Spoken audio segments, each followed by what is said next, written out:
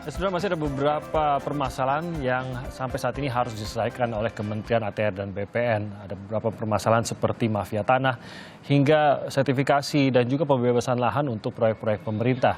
Dan Presiden ingin serius mengatasi hal-hal ini sehingga menunjuk menteri baru bulan lalu. Nah, bagaimana perkembangan dan kemajuan dari beberapa permasalahan ini? Kita akan tanyakan kepada Bapak Hadi Cahyanto yang sudah bergabung bersama kami secara daring, Menteri Agraria Tata Ruang, Kepala Badan Pertanahan Nasional. Selamat pagi, Pak Hadi. Selamat pagi, Mas Timothy. Apa kabar? Kabar baik, Pak Hadi. Semoga Pak Hadi juga kabar baik. Terima kasih, Pak Hadi, atas waktunya bersama kami di Kompas TV pada pagi hari ini. Pak Hadi, saya langsung saja ingin mengetahui, sebulan setelah menjabat Menteri ATR dan BPN ini atau Kepala BPN, apa Pak program baru Bapak sejak awal masa jabatan ini? Baik, sebagaimana amanat Bapak Presiden, kita harus segera menyelesaikan 3 persoalan di bidang agraria dan tata ruang tersebut. Yang pertama adalah menyelesaikan pendaftaran 126 juta bidang tanah di seluruh Indonesia. Dan yang kedua adalah menyelesaikan konflik atau sengketa tanah yang saat ini marak terjadi di masyarakat. Baik itu tumpang tindih, baik itu sertifikat ganda, dan lain sebagainya.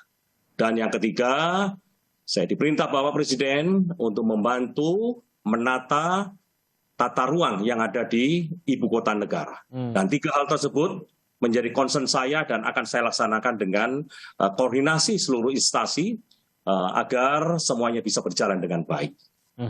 Pak Hadi, yang sempat ramai kemarin ini soal layanan sertifikasi tanah di akhir pekan. Nah, sejauh ini realisasinya bagaimana, Pak Hadi? Ya, jadi begini, ketika saya baru saja dilantik oleh Bapak Presiden, saya langsung ke lapangan.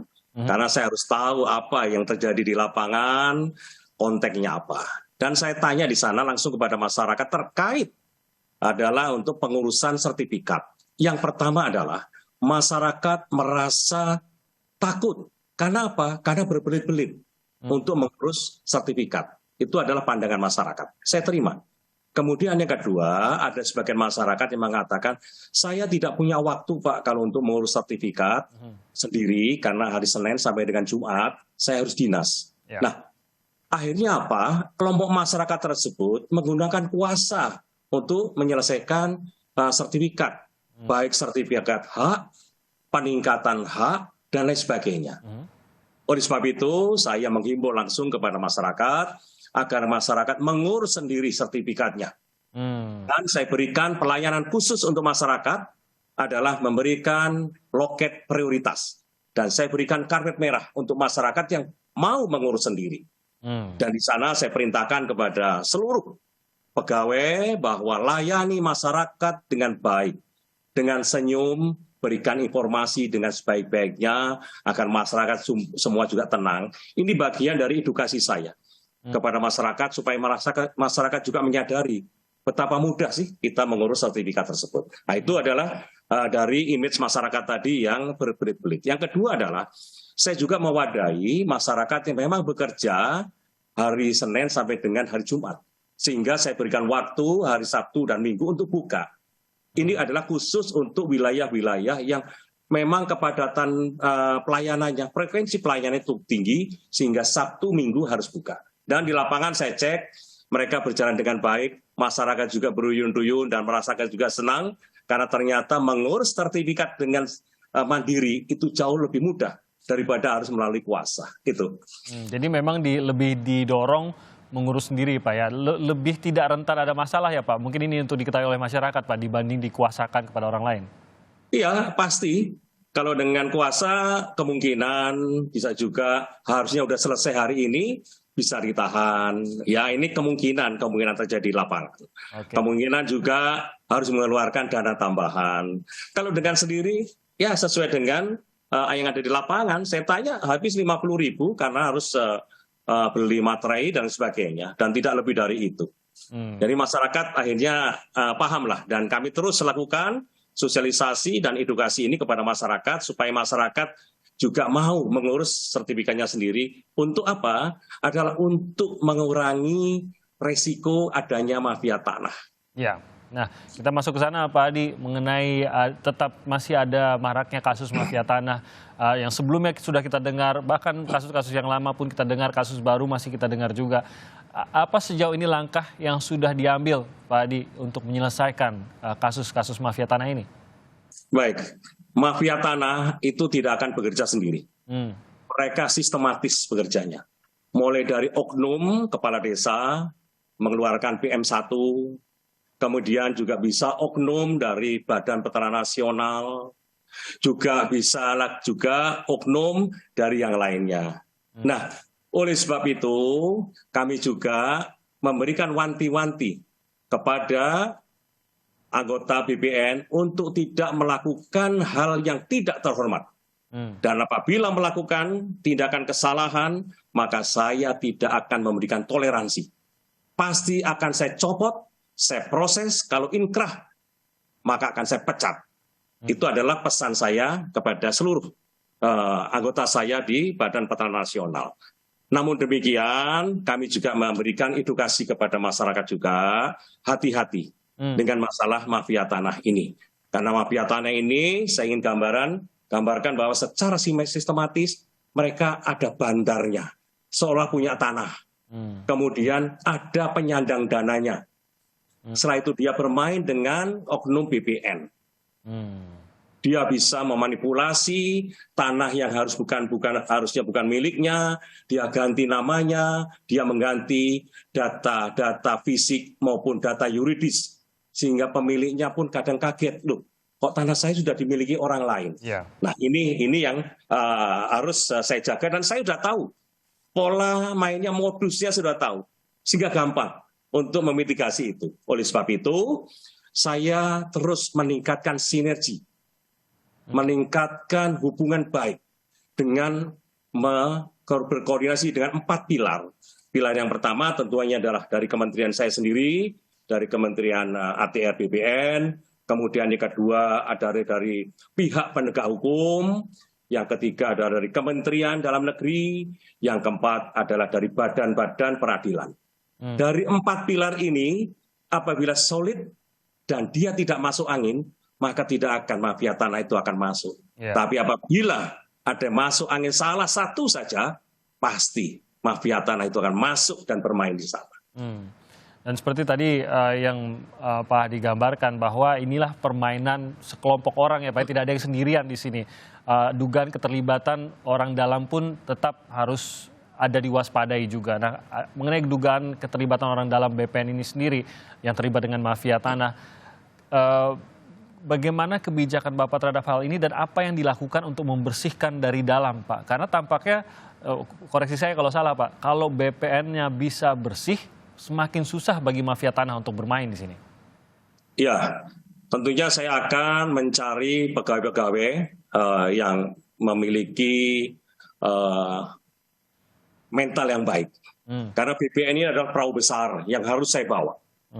Dan harus memiliki nakoda yang bagus, harus memiliki navigator yang bagus untuk mencapai satu tujuan. Karena tujuan kita ini adalah untuk kepentingan rakyat banyak.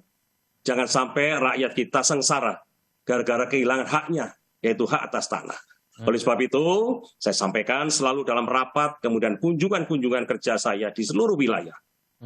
Saya sampaikan, apabila ada yang bermain-main dengan masalah tanah, masuk di dalam kelompok mafia tanah, maka saya tidak akan segan-segan untuk mencopot bahkan memecat. Namun saya juga punya rasa tanggung jawab. Saya akan melindungi dan saya akan membela anggota saya yang memang dia sudah bekerja dengan baik sesuai dengan prosedur. Dan ini terus saya sampaikan kepada seluruh anggota yang ada di BPN, apalagi BPN ini adalah strukturnya adalah struktur institusi yang vertikal. Ketika saya bilang A, sampai ke bawah semuanya akan mengikuti A. Sehingga mudah untuk mengkomando atau mengendalikan mereka. Mungkin ada yang takut-takut gitu Pak Hadi, mungkin mengetahui mengenai mungkin ada penyelewengan, ada permainan di dalam gitu. Bagaimana saran Bapak untuk mereka yang mungkin mengetahui tapi masih takut untuk berbicara, Pak? Ya, dengan apa yang menjadi komitmen saya yakin mereka akan terbuka Kan di sini juga ada sistem digital yang meninggalkan jejak. Kejadian-kejadian kemarin adalah satu sistem digital yang meninggalkan jejak. Kemudian juga masih ada buku-buku tanah yang dalam program PTSL kemarin mulai tahun 2000, yang tahun 2019 masih tersisa. Itu yang akan saya cek apakah itu sesuai dengan kepemilikan.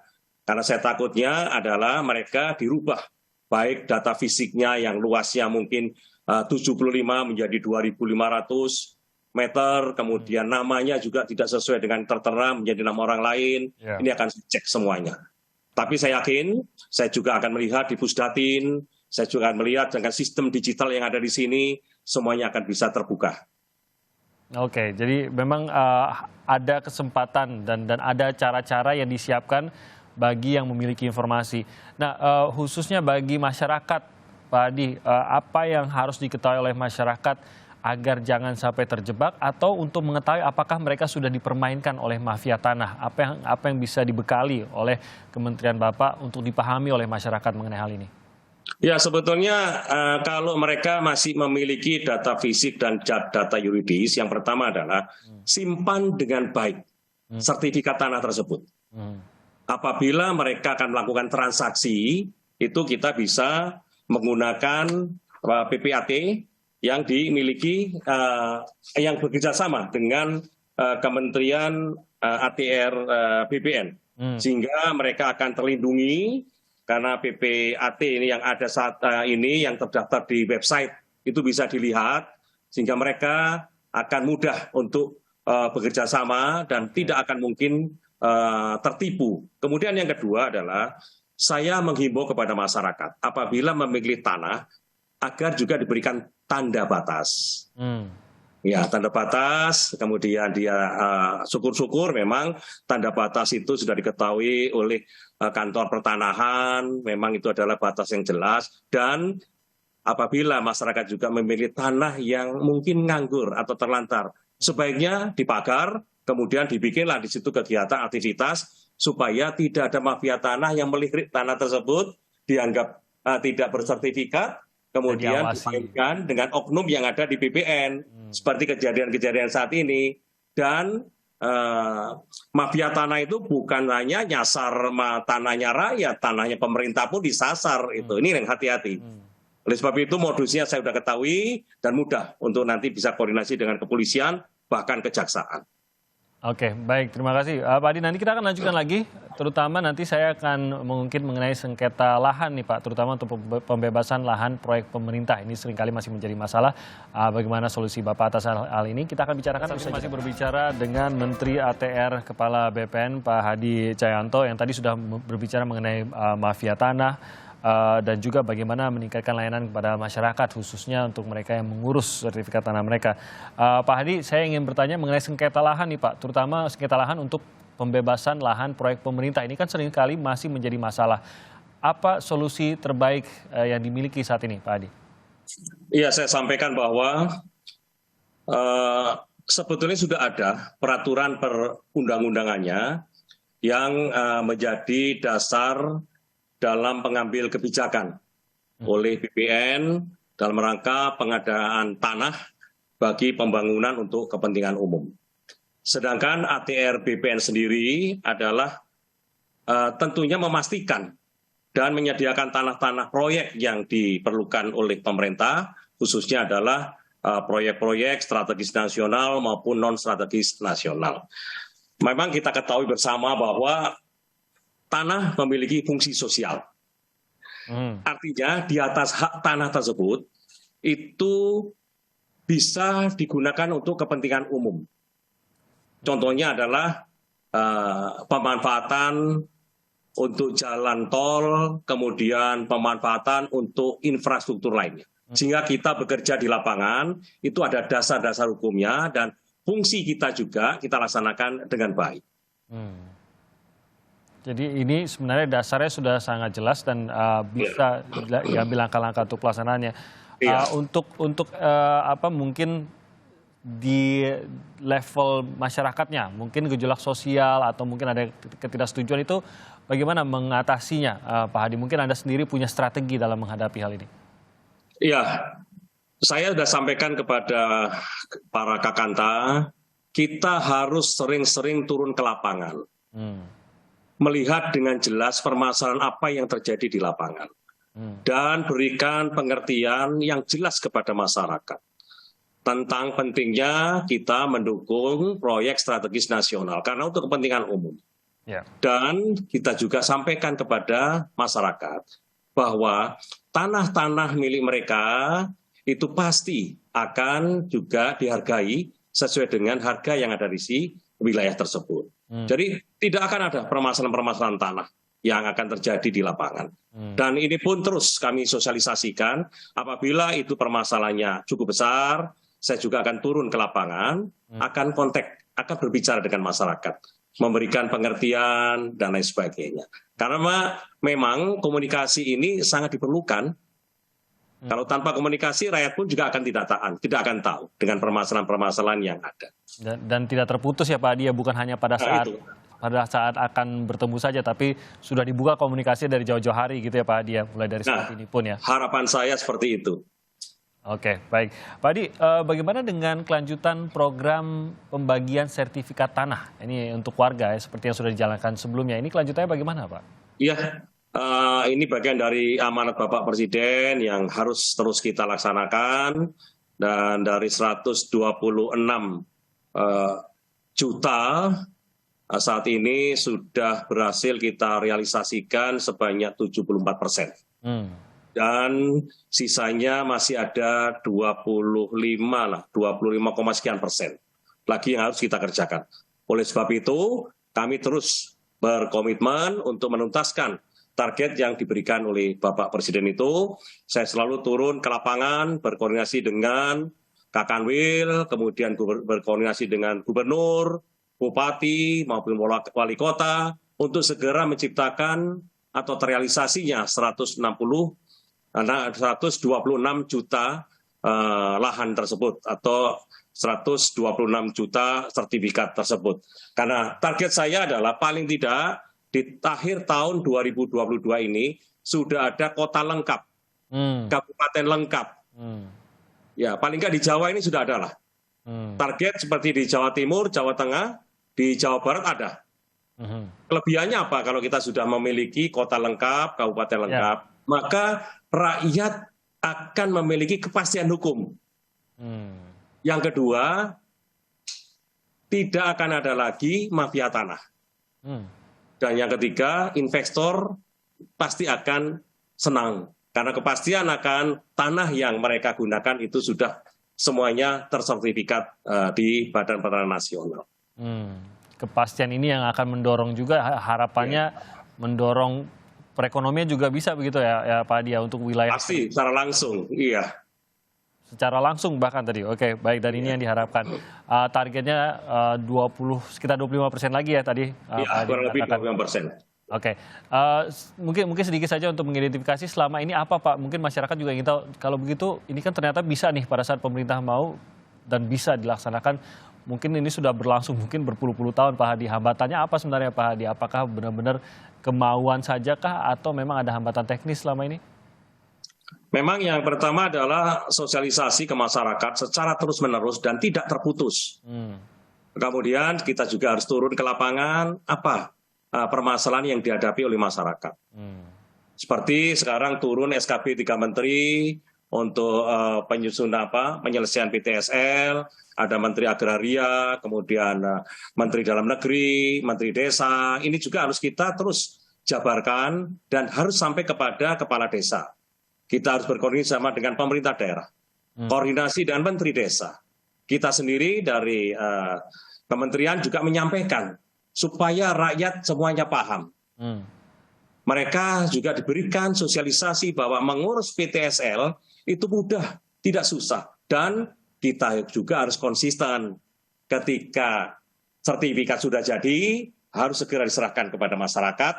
Dan kalau bisa dicek, Bapak-bapak, Ibu-ibu, sesuai dengan namanya, sesuai, luasnya sesuai, luasnya sekian, sesuai yang diukur pada waktu petugas ini sesuai. Dan kita mengingatkan, simpan baik-baik apabila untuk interaksi, apabila untuk kegiatan-kegiatan lain, koordinasi dengan PPAT yang ada di websitenya kementerian. Jadi mudah untuk kita bisa melindungi mereka. Oke, Pak Hadi, pertanyaan terakhir saya yang sempat ramai juga nih di masyarakat nih, yaitu kabar sertifikat tanah yang digadang-gadang akan menjadi elektronik nih Pak Hadi. Ini sebenarnya apakah akan menjadi prioritas nih Pak Hadi? Ini adalah program strategis dari kementerian dan terus saya jadikan prioritas dan kemudian saat ini juga kita akan meningkatkan kemampuannya dengan teknologi yang terkini yaitu seperti blockchain itu untuk implementasi sertifikat elektronik.